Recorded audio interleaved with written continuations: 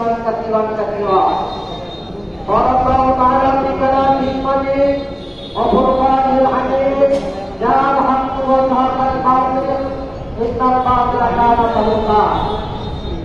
বাংলাদেশ জামাত ইসলামী বরগুনা জেলা শাখার কমিটির আয়োজিত আজকের কেন্দ্রীয় কর্মসূচির আলোকে বরগুনা জেলার বিভিন্ন মসজিদগুলিতে জামাত ইসলামীর পক্ষ থেকে জেলা জামাতের পক্ষ থেকে গণ মিছিল পরবর্তী আজকের এই সমাবেশে বাংলাদেশ জামাত ইসলামীর বিভিন্ন পর্যায়ের নেতৃবৃন্দ, উপস্থিত প্রশাসনের কর্মকর্তা, সাংবাদিক মিডিয়া বন্ধুরা, ব্যবসায়ী বন্ধুরা, আমার বরগুনাবাসী, আসসালামু আলাইকুম ওয়া রাহমাতুল্লাহি ওয়া বারাকাতুহু।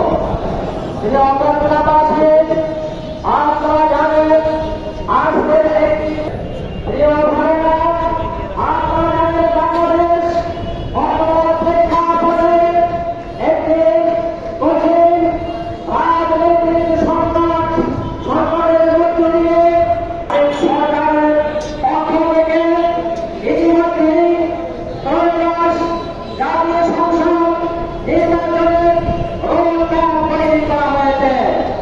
কিন্তু এদেশে আমরা অতীতের অভিজ্ঞতা বলছি, আমরা দেখেছি নির্বাচনের বিভিন্ন সময় তাদের আকারে সরাসরি হয়েছে, বেশি শক্তির মাধ্যমে কেন্দ্র দখল করা হয়েছে, নিজের গোলক রাখতে দেওয়া হয়েছে এবং আমরা দেখেছি বিভিন্ন প্রশাসনের মাধ্যমে নির্বাচনকে বানচাল করে দেওয়ার ষড়যন্ত্র করা হয়েছে। আমরা দেখেছি ওই বেশি শক্তিরা 10টা মামলা, 20টা মামলা, 20টা মামলা, নির্বাচন মামলা এভাবে যারা ষড়যন্ত্র করেছে বাংলার ইতিহাসে আমরা অতীতের সেই নির্বাচন আর কি কখনো দেখতে চাই?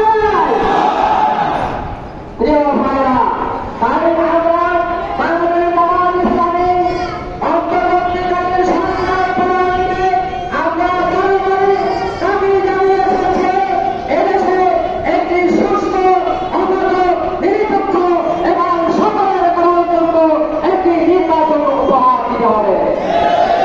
এই নির্বাচন অতীতের সেই প্রচলিত নির্বাচন চলবে না। আজকের প্রেক্ষাপটে আজকের সবার দাবি হচ্ছে বিহার পদ্ধতিতে বাংলাদেশে নির্বাচন হবে। বিহার পদ্ধতিতে নির্বাচন